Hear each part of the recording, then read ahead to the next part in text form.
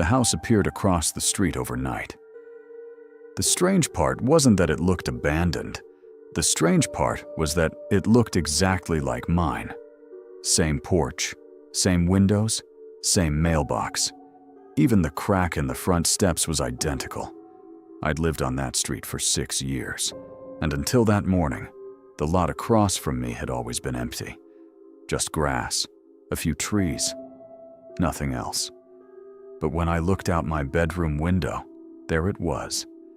A perfect copy of my house. I stood there staring for almost 10 minutes. I kept rubbing my eyes, expecting it to disappear. It didn't. That night, I couldn't stop looking at it. Every light inside the house was off. Every window was dark. Then, around midnight, a light switched on upstairs. My bedroom light. Not in my house, in the other one. I froze. The light stayed on for a few seconds. Then it went dark again. The next morning, I asked my neighbor about it. He looked confused. "What house?" I pointed across the street. He stared at the empty lot and laughed. "There isn't a house over there." I didn't laugh, because I could still see it. For the next few days, I watched the house constantly. I started keeping my blinds slightly open so I could see it from anywhere in the living room. I stopped sleeping well. Every time I closed my eyes, I felt like something was watching me from one of those windows. Then, on the 4th night, I saw a figure standing upstairs. At first, it was only a silhouette, a dark shape standing perfectly still in the window, watching. The next night, it appeared again. This time, it stood closer to the glass. I still couldn't make out any details, but I could tell it was facing me. The night after that, I grabbed a pair of binoculars. I told myself I was being ridiculous, but I needed answers. I looked through the binoculars and nearly dropped them. The figure looked exactly like me. Same hair, same face, same hoodie, everything. I lowered the binoculars. My heart was pounding. Then I looked again. The figure was gone. I didn't tell anyone. Who would believe me? I barely believed it myself. Over the next week, things became stranger. The house started copying my actions. If I turned on a light, a matching light turned on inside the other house. If I walked into my kitchen, a shadow moved through the other kitchen. If I sat in my living room, I could see someone sitting in the matching room across the street. It wasn't always visible. Sometimes it was just a shadow. Sometimes it was a silhouette. Sometimes it was me. One night I stood at my front window for nearly an hour. The figure stood in the upstairs window the entire time. Neither of us moved. Then something happened that made my stomach drop. The figure smiled. I wasn't smiling. It was. I backed away from the window immediately. The next morning, I found myself avoiding mirrors. I don't know why. Something felt wrong. Like the house wasn't just watching me anymore. Like it was learning me. Days passed. The figure kept getting closer. At first it stayed upstairs.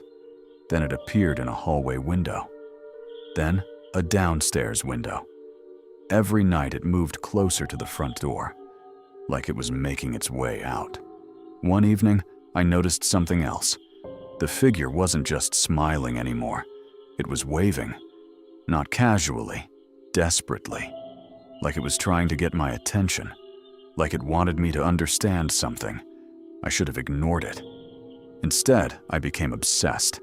I started recording the house, taking photos, writing down everything I saw. One night, I reviewed the pictures on my phone. Every photo showed the house. Every photo showed the figure. Except the newest one. The figure wasn't standing inside anymore. It was standing on the porch. I dropped my phone. When I looked out the window, the porch was empty. The next day, I found muddy footprints leading to my front yard. They stopped halfway across the grass, as if whoever made them had simply vanished. That night, I heard footsteps upstairs. I lived alone.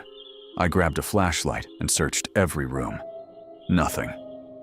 But when I returned downstairs, the house across the street had every light on, every single room. The figure stood at the front door, watching me, waiting. That was the night I crossed the street. The closer I got, the colder the air became. The house looked older up close, much older. The paint was peeling. The windows were dirty. The porch sagged beneath its own weight. Yet it was still unmistakably my house. Every detail matched. I stepped onto the porch. The front door slowly swung open by itself. I should have left. Instead, I walked inside. Everything was identical. The furniture, the layout, the walls. Even the scratch on my coffee table was there. The silence felt wrong, like the house was holding its breath. I moved from room to room. Everything matched, until I found the photographs. At first they looked normal. Then I realized something. The people weren't my family. They looked similar, close enough that most people wouldn't notice. But they weren't the same. And in every picture, the version of me looked terrified. Not smiling, not happy, terrified. Then I found a journal sitting on a desk upstairs. The first entry read, "I finally found the other house." I felt a chill run through me. The handwriting looked exactly like mine. I turned the page. Day 3. The house copies everything I do. Day 8. The man in the window looks more like me every day. Day 14. My neighbors stopped remembering small things about me. Day 19. People keep calling me by the wrong name. Day 23. The figure smiled today. I don't think it's trapped. I think I am. My hand started shaking. I kept reading. Day 27. My mother says she doesn't remember my birthday. Day 30. The house isn't copying me. It's replacing me. I flipped to the final page. Day 33. It switched places with me. For several seconds, I couldn't breathe. Then I heard a loud bang downstairs. I nearly jumped out of my skin. Another bang followed. Closer this time. Then footsteps. Slow footsteps. Walking through the house. Coming upstairs. I dropped the journal and ran. I sprinted down the hallway. Down the stairs. Out the front door. Across the street. Back to my house. I slammed the door shut behind me and locked it. Everything looked normal. For a moment, I thought I was safe. Then I noticed the family photo above my fireplace. My blood turned to ice. I wasn't in it. Someone else was. Someone who looked exactly like me. But his smile was wider. Wrong somehow. Like he didn't understand how humans smiled. I backed away. The room suddenly felt unfamiliar. Like I didn't belong there. Like I was the visitor. Then my phone rang. It was my mother.